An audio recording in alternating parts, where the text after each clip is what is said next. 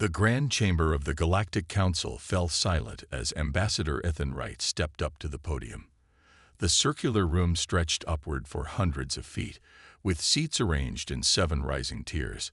Representatives from 17 different alien species watched the human with expressions ranging from boredom to contempt. Very few showed any sign of respect. Ethan straightened his blue diplomatic uniform and looked around the chamber. After 10 years as Earth's ambassador, he knew every face in this room.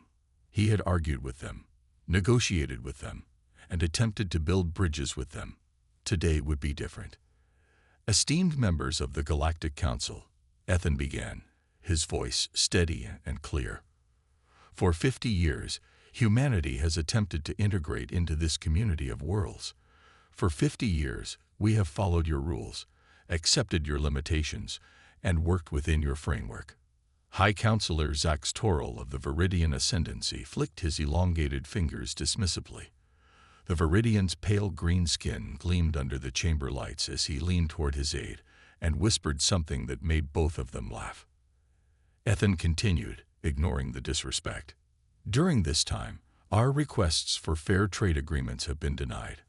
Our colonies have been restricted to a handful of worlds, while other younger species have been granted dozens. Our military capabilities have been questioned, limited, and treated with suspicion, despite our cooperation with every inspection and regulation. The chamber remained quiet, but Ethan noticed several representatives shifting uncomfortably in their seats. The truth often had that effect. Today, I am not here to make another appeal. I am here to inform you that humanity formally withdraws from all peace negotiations and treaty discussions with the Galactic Council. We will return to Sol System and establish our own path forward. The silence broke immediately. The chamber erupted with voices, some shouting in anger, others laughing openly. The Nyx delegation, with their 4 eyes blinking in asynchronous patterns, buzzed among themselves. The massive Erde representative pounded his stone-like fist on the console. High Counselor Zax Toril raised a hand, and the chamber quieted once more. His voice was smooth and condescending. Ambassador Wright, this display is both dramatic and unnecessary. If Earth wishes to renegotiate certain terms, we do not wish to renegotiate. Ethan interrupted, something that was simply not done in council proceedings. We are informing you of our decision. The United Earth government has unanimously voted to withdraw from the Galactic Council and all associated treaties. Zax Toril's face darkened to a deep forest green, a sign of anger among Viridians. Let the humans sulk in their backwater system, he declared to the chamber. The galaxy will hardly notice their absence. Several representatives laughed, while others nodded in agreement. The Trivok delegation, new to the council, and known for their aggressive stance toward less developed worlds, barked their approval. Lieutenant Commander Alice Reeves stood at the back of the human delegation. Her hand rested near her sidearm out of habit, though weapons were technically forbidden in the council chamber. She leaned toward Ethan as he returned to the delegation area. They really don't understand us at all, do they? She whispered. Ethan shook his head slightly. No, that's been our mistake all along. We've been trying to join a club that never wanted us as members. What now? Alice asked. Now we go home, Ethan replied. And we build. The human delegation moved as one toward the exit. No one tried to stop them. No one rushed to change their minds. As the great doors of the chamber closed behind them, the council had already moved on to the next item on their agenda. Within minutes, it was as if the humans had never been there at all. But aboard the Earth ship Resolute, as it detached from the Council space station Concordia, a new message was being transmitted to Earth. Protocol Fortress is now active. Humanity had made its choice. The stars would soon learn what that meant. 6 months passed quickly for the galaxy. Trade routes adjusted, political alliances shifted, and the absence of humans from council meetings became the new normal. Most species had already forgotten the dramatic exit of Ambassador Wright and his team. After all, humans had never been particularly important in galactic affairs. Admiral Paul Harrison stood at the view screen on Luna Command, Earth's primary military installation beneath the lunar surface. The screen displayed a real-time map of the Sol system, with thousands of blinking lights representing the new defensive network. Protocol Fortress is at 98% completion, reported Commander Sam Miller, his fingers moving across the control panel. The final communication buoys are being placed at the edge of the Oort cloud now. Harrison nodded, his gray eyes reflecting the blue light of the screen. And the blackout. Complete, sir. No unauthorized transmissions have entered or left the system in the past 72 hours. For the first time in 50 years, humanity was truly alone. All communication with the rest of the galaxy had been systematically shut down. All trade routes had been closed. All diplomatic channels silenced. The Sol system had effectively disappeared from the galactic community. Sir, Miller said suddenly, we're detecting an incoming ship at the outer boundary. Council registry. Harrison straightened his uniform. Right on schedule. They'd finally noticed. At the edge of the Sol system, a sleek diplomatic vessel bearing the symbols of the Galactic Council slowed as it approached the traditional entry point for Council space. Aboard, Junior Diplomatic Officer Quinn Lara reviewed her mission parameters one final time. This is a simple information-gathering mission, she told her small crew. We determine why humans have gone silent, remind them of their treaty obligations regarding open communications, and return to Council space. The Council expects this matter to be resolved quickly. The Navic pilot clicked his mandibles in amusement. Perhaps they broke all their communication devices. Humans are known for their primitive technology. The crew shared a laugh, but it died quickly when their sensors alerted them to an approaching vessel. A small human ship appeared, moving with surprising speed toward their position. It was unlike any human vessel they had seen before. Sleeker, with no visible engine ports or weapon systems. It came to a stop directly in their path. Council vessel, this is Commander Sam Miller of Earth Defense Force. Transmitting identification now. Quinn Lara frowned at the unexpected greeting.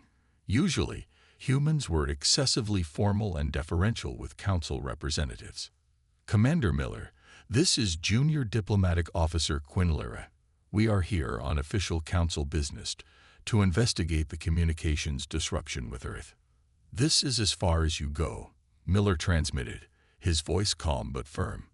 Sol system is now closed to all non-human traffic by order of the United Earth Government.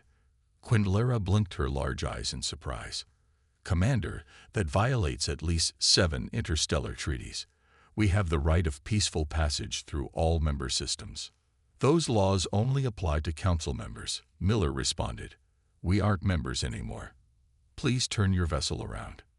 This is unacceptable, Quinn Lara said, her voice rising. The Council will view this as a hostile action. I demand to speak with your superiors immediately. Miller's response was silence. Then, without warning, dozens of previously invisible platforms activated around them. The platforms were clearly defensive installations, their weapon systems locking onto the Council vessel with precision. None of these defenses had been listed in any Council intelligence reports. Last warning, Miller said. Turn around now. Quinn Lara stared at the sensor readings in disbelief. The defensive platforms contained technology far more advanced than anything humans had ever revealed to the Council. Retreat, she ordered her pilot. Back to Council space.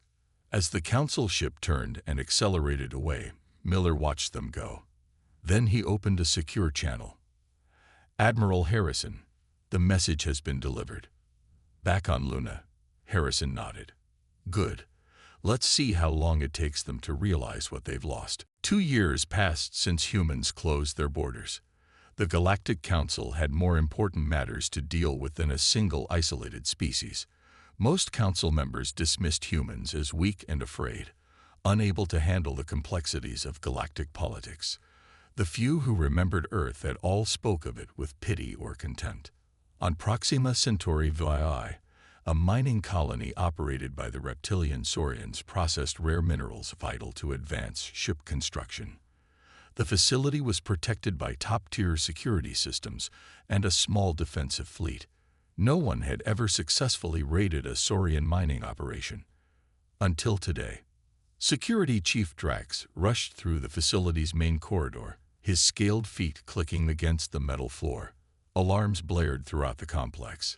He reached the central security hub and found his staff staring at screens in confusion. "Report," he demanded. "Sir, all external defenses were disabled simultaneously at 300 hours, replied his deputy.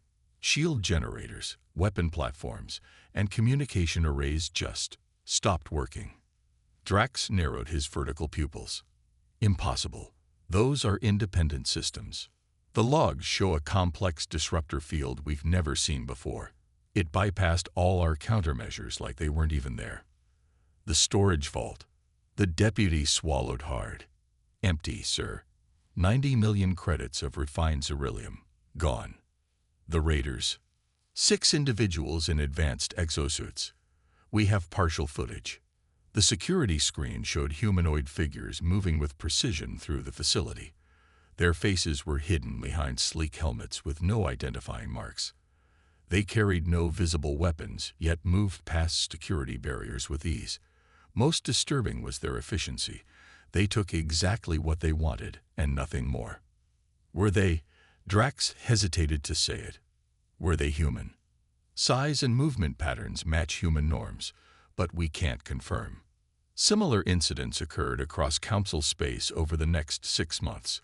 A research station in the Procyon system, a military supply depot near Sirius, even a high-security data center on the Viridian homeworld, all struck with the same precision and the same untraceable technology. In each case, the targets were strategic resources or information that would be most valuable to a species building up their military and technological capabilities. In each case, the only potential suspects were humanoid in shape. On the Central Council world of New Geneva, Security Director Varn Holst reviewed the latest incident reports with growing concern. Unlike his colleagues, he had taken human withdrawal seriously from the beginning. 50 years in security had taught him to respect any adversary that chose to retreat and regroup. After reviewing the evidence again, he made his decision. It was time to question the only human still accessible to the Council. The diplomatic outpost near Arcturus was small and unimpressive, staffed by a skeleton crew of just 3 people. Ambassador Lisa Evans had remained behind when all other human diplomats departed 2 years earlier. Her official role was to maintain minimal diplomatic contact, but most Council species assumed she had simply been abandoned. Varn Holst entered her modest office without an appointment. Evans looked up from her desk with mild surprise. "Director Holst, this is unexpected." Holst placed a data tablet on her desk, displaying images from the raids. "Are humans responsible for these attacks?" he demanded.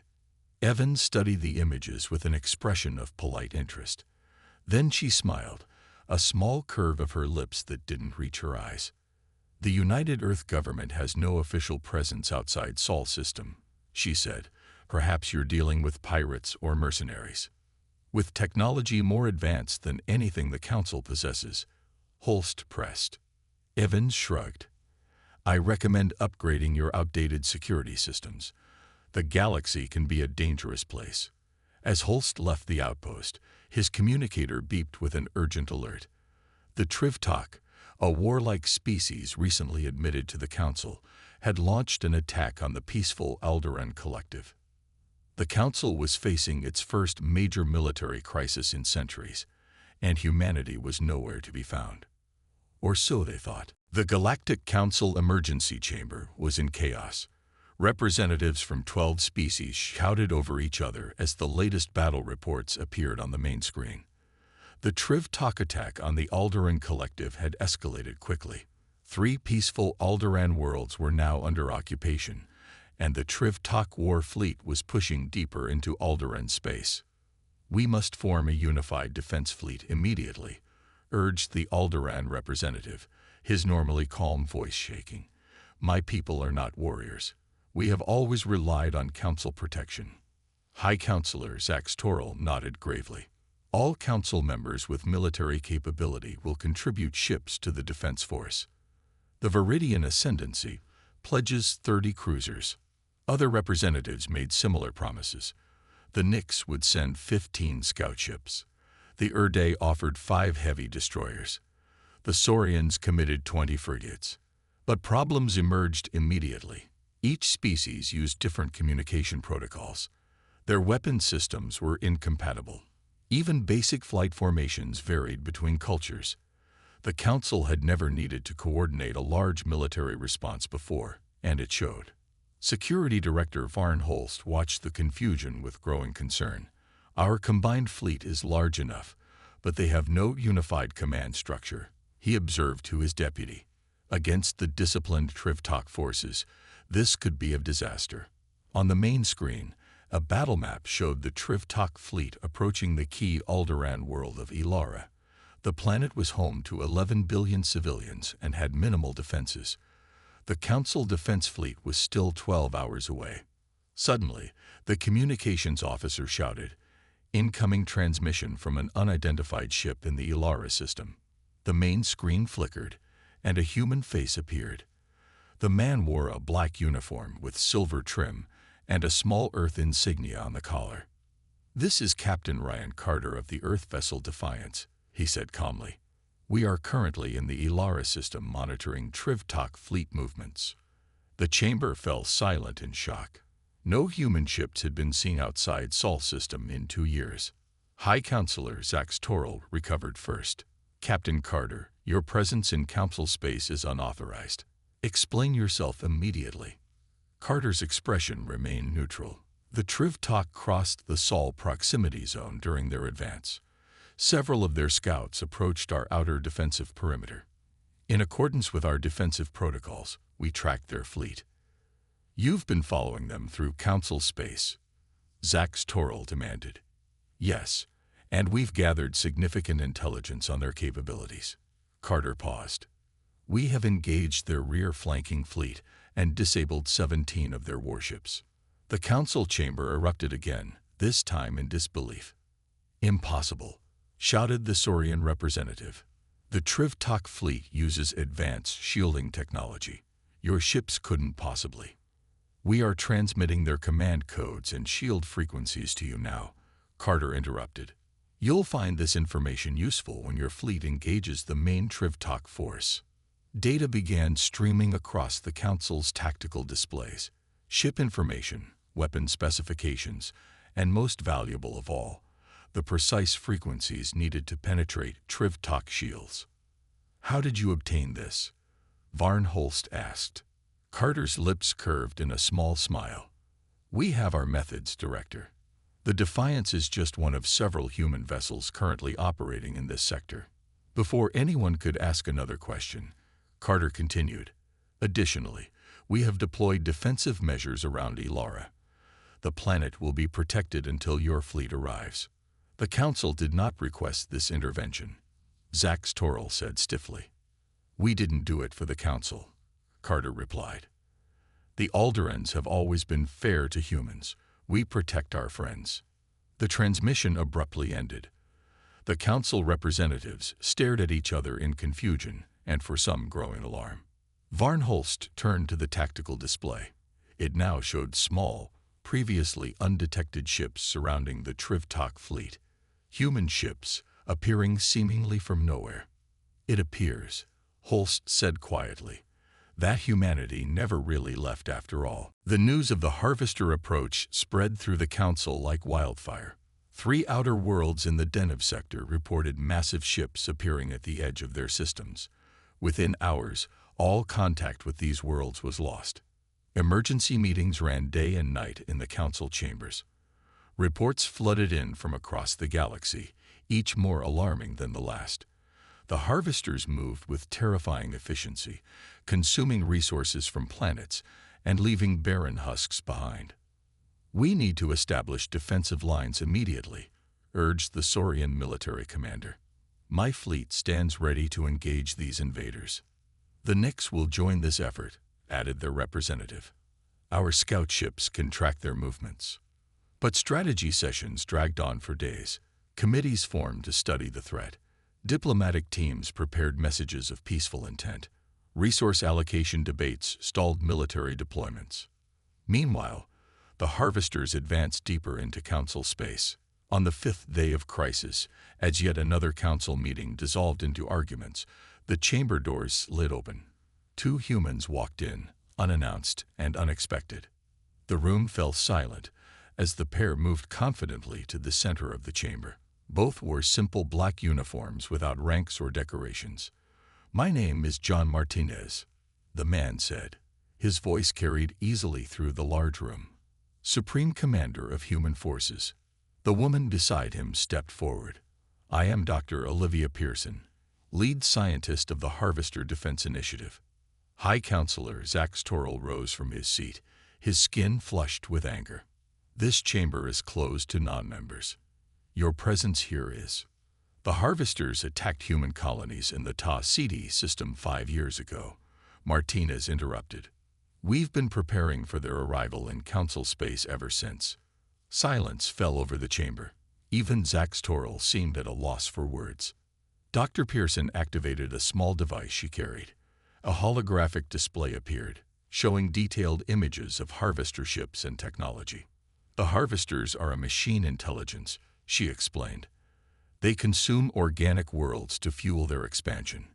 They cannot be reasoned with or deterred through diplomacy." "Why are we only hearing about this now?" demanded the Erde representative. "Would you have believed us?"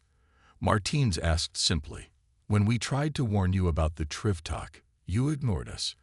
When we requested military cooperation to strengthen galactic defenses, you restricted our fleet development.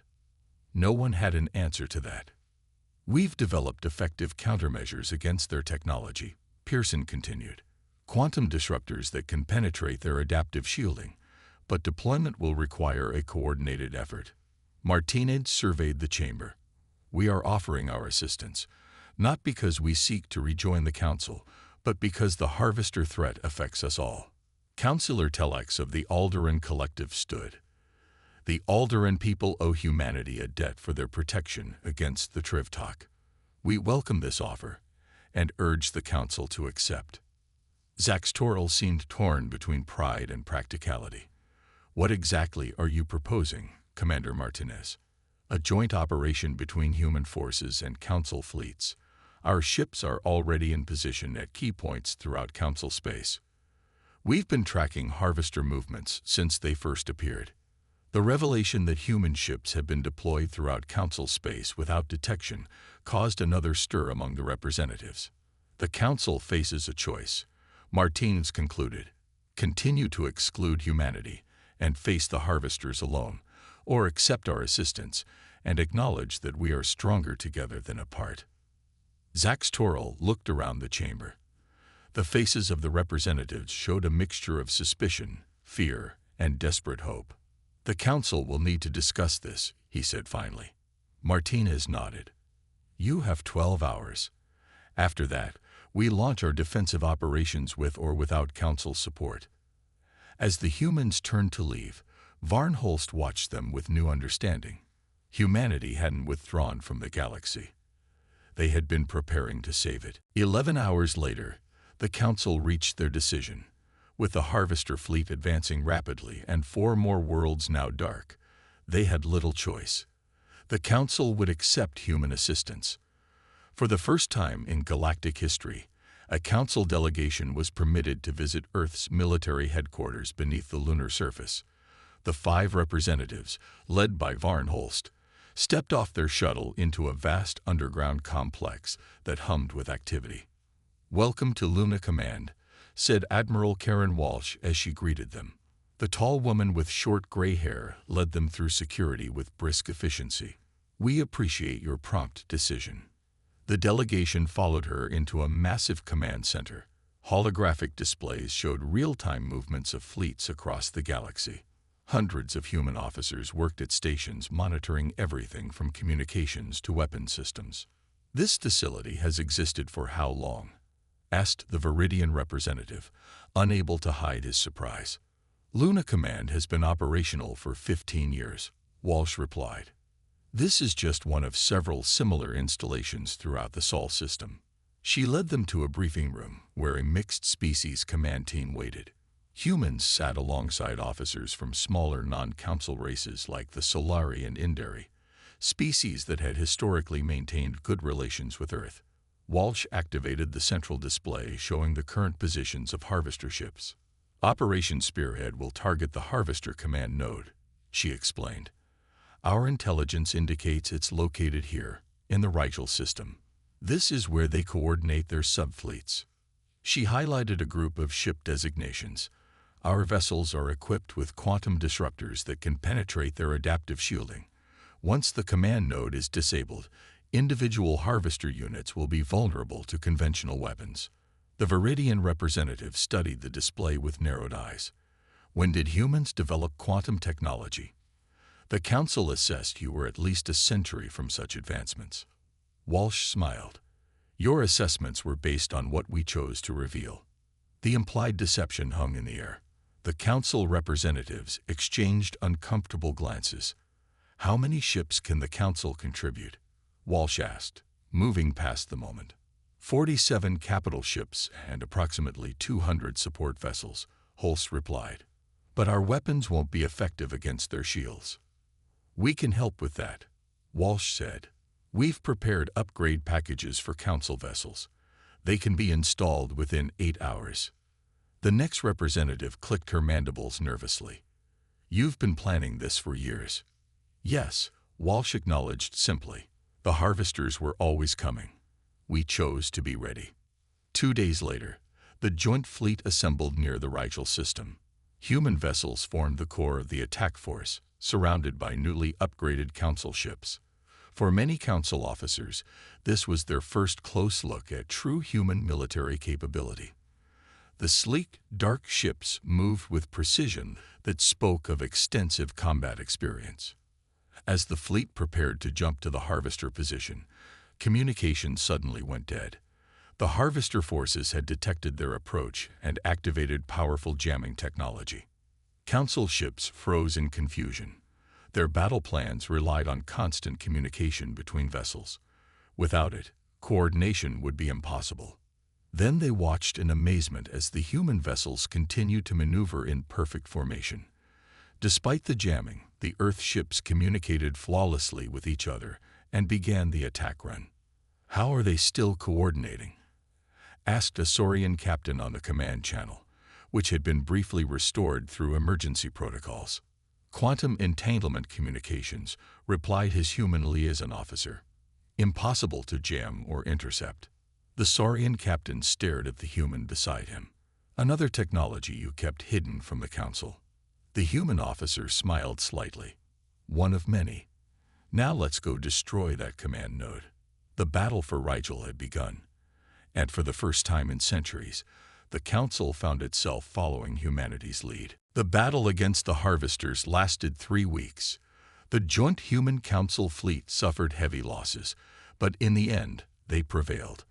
When the Harvester command node collapsed under combined fire from quantum disruptors, the remaining machine units lost coordination and were methodically neutralized. 1 month after the final Harvester ship was destroyed, the Galactic Council gathered for a special session. The Great Chamber was filled to capacity. Representatives from all member species attended, along with observers from independent worlds that had previously shown little interest in Council affairs. The doors opened, and Ambassador Ethenwright entered. It had been nearly 3 years since he had walked out of this chamber, taking humanity with him. Now he returned, not as a supplicant, but as the representative of a power that had saved the galaxy. High Counselor Zax Toril rose as Reg approached the central podium. The Viridian's usual arrogance was noticeably absent. Ambassador Wright, the Council welcomes humanity's return, Zax Toril began. Recent events have demonstrated the value of human ingenuity and courage. We propose reinstating Earth's membership with expanded colony rights and greater representation on key committees. Wright looked around the chamber, noting the changed expressions on faces that had once shown only contempt for humans. Humanity withdrew from negotiations because the Council wasn't ready for true partnership, Wright explained, his voice calm but firm. We needed to develop on our own terms, free from the restrictions imposed by species who viewed us as primitive curiosities rather than equals. He paused, letting his words sink in. The Sol system was never closed because we feared the galaxy. It was closed because we needed space to prepare for threats like the Harvesters, threats we identified years before the Council even acknowledged their existence. Zach's Toral's skin darkened slightly, but he nodded. The Council acknowledges its error in judgment. We propose a new framework for interspecies cooperation, one where humanity's voice carries equal weight to the founding members. Murmurs spread through the chamber. Such an offer was unprecedented. For some of the older species, the thought of humans having equal status was still difficult to accept. We accept with conditions, Wright said. The era of Council supremacy is over. We propose instead a galactic alliance where all species contribute according to their strengths and all benefit from collective security. He activated a small device, projecting a detailed plan for restructuring galactic governance, equal representation, shared technology development, coordinated defense, and an end to the artificial restrictions that have held back numerous species, not just humanity. The chamber erupted in debate. Some representatives voiced immediate support, others objected strongly. The discussion grew heated, with factions quickly forming. Admiral Alice Reeves, now decorated for her role in the Harvester campaign, stood beside Wright, watching the proceedings. "Do you think they've really learned their lesson?" she asked quietly. Wright observed the debates with a measured expression. Many of the same old prejudices were visible, but there was something new too. Respect, and perhaps a bit of fear. "They're beginning to," he replied. "And if they forget again." He didn't need to finish the sentence. The human fleet remained the most powerful force in the galaxy. The shadow network of human intelligence operatives still spanned Council space. The technological advantages humanity had revealed were just a fraction of what they had developed during their period of isolation. Humanity had emerged from withdrawal stronger than anyone had imagined possible. They had saved the galaxy while proving their worth beyond any doubt. Now they would help reshape it into something better. A true community of equals. As the Council debated the proposal, news of the discussion spread across the galaxy. On countless worlds, beings looked to the stars with new understanding. Humans had withdrawn from peace negotiations not as an act of weakness, but as a strategic choice. And the Galactic Council had indeed realized their mistake. 3 days after the final Harvester ship exploded in the Rigel system, celebrations erupted across Council space, streets filled with beings of all species, united in relief and joy. For the first time in recorded history, the galaxy had faced an existential threat and survived. But in the quiet halls of power, a different mood prevailed. The Council's inner chamber hosted an emergency session closed to all but the highest-ranking representatives. The topic: humanity. "The data is undeniable," said Intelligence Director Mira Kresh, displaying analysis of the recent battles. Human vessels accounted for 63% of Harvester kills despite making up only 28% of our combined fleet. Their quantum disruptor technology was the deciding factor, added the Saurian military chief. Without it, we would have lost. High Counselor Zach Toral sat quietly, his green skin pale with fatigue. The past month had aged him visibly. "We must address the obvious question," he said finally. "What happens now?" The Alderaan representative spoke up. "We invite humanity to rejoin the Council, of course, with full honors and recognition." "And if they refuse?" asked Varnholst. "Or worse, what if they demand concessions?" "Their military now outclasses our combined forces. Their technology is decades beyond ours. What prevents them from dictating terms to us?" An uncomfortable silence fell over the room. 2 weeks later, the full Council convened for a formal session. The great chamber had been repaired from damage sustained during a Harvester attack on the station. New security systems, based on human designs, now protected the facility. The massive doors opened precisely on time.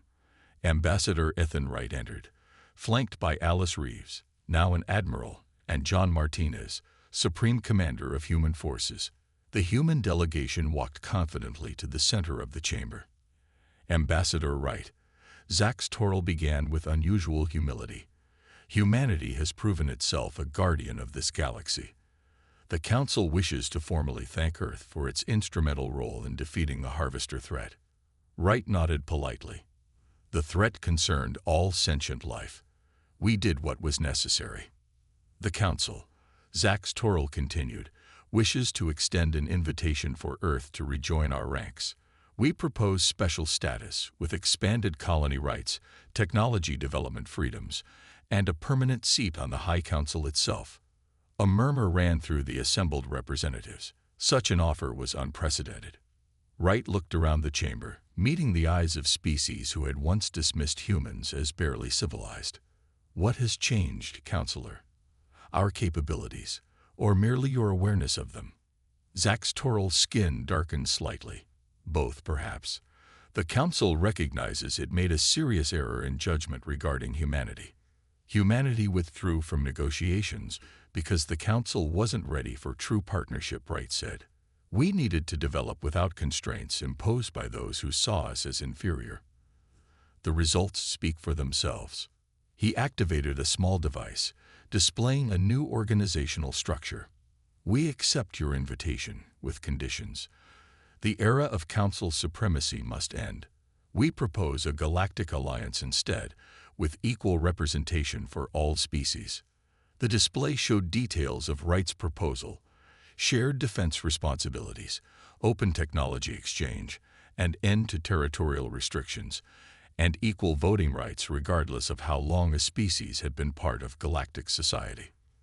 This is radical, Zax Torrell said carefully. It is necessary, Wright replied. The old system failed to prepare us for the Harvesters. It will fail again when the next threat emerges. As debate erupted around the chamber, Admiral Reeves leaned close to Wright. Will they accept? They'll resist at first, he said quietly. But they know we could simply walk away again. And next time, they might not be so lucky. Outside the Council station, a human fleet held position. Not as a threat, but as a reminder. Humanity had withdrawn once to grow stronger. They had returned to save the galaxy. Now they would help rebuild it. As equals, not supplicants. The Council's mistake had been believing they could keep humanity small. Now they understood. Humans didn't break under pressure.